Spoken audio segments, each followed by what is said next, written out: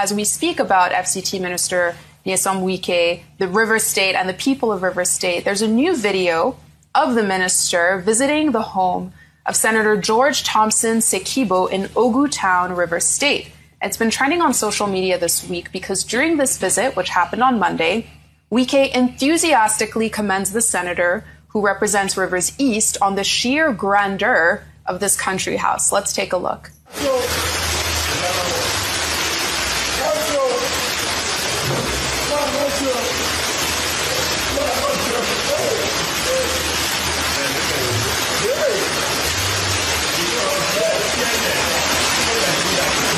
Thank you for that.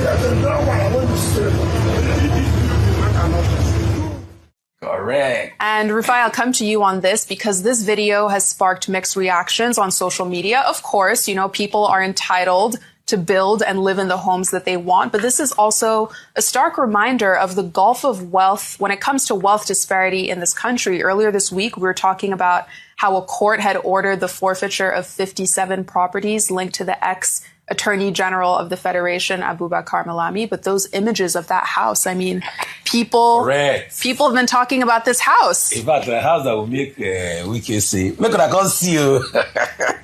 And that's the hope of a senator in a river state where you have very high unemployment numbers, right? Mm-hmm. But that's Nigeria for you. So, going back to my points, I think it was Michel Foucault. I put a finger on it. It says for a democracy to work, you must have three axes. Axis of knowledge, axis of power, axis of ethics. In democracies that work, you have an axis of knowledge. And that's why the first thing dictators do is they destroy the axis of knowledge. You can see what Trump was doing today, removing America from some scientific international organizations so that science cannot play a role, getting a conspiracy theorist to be in charge of drugs and all of that, downplaying science, downplaying investment in science. So the first thing they do is they destroy the axis of knowledge because they know the axis of knowledge will challenge your status quo. The next thing they will do is they will destroy the axis of ethics. That's the courts. That's the relation. That's, societal ethics. That's what democracy is supposed to be about. Mm-hmm. That's accountability. That's also media. So they will go after the media, destroy the media, infiltrate the media, buy the media. That's why Trump was trying to push the Paramore deal, all right, so that his friends can have the media, so he's close to them. Then most importantly, the axis of power, which they used to perpetuate themselves. So they buy those that have to do with the axis of ethics and axis of knowledge. They buy the judiciary, they buy everything to themselves and all of that. So in our political space, what only remains is the axis of power. Mm-hmm. That's why any Tom, Dick, and Harry wants to go into politics and get power for themselves. And what would they use the power to do? Outlandish buildings like these, lovely buildings and things like that. And that's why when some arguments were being made, I think it was Mr. Frank Tete that was making the argument and trying to balance. I just said it was being idealistic. Because the axis of ethics and the axis of knowledge is already gone from our politics. It's because the only axis of power is remaining. That's why you can see Fubara and Wike going after it. And that's why, coming back to the first story you brought, my solution to the process is actually ensuring that one of these two participants, the axis of power is taken away for them. Mm-hmm. That's when you can only have a resolution. If that is not done, the matter will continue. In a society that is working, that is idealistic, you will not even have a crisis like this. Because the axis of ethics will have nullified this fight. Mm-hmm.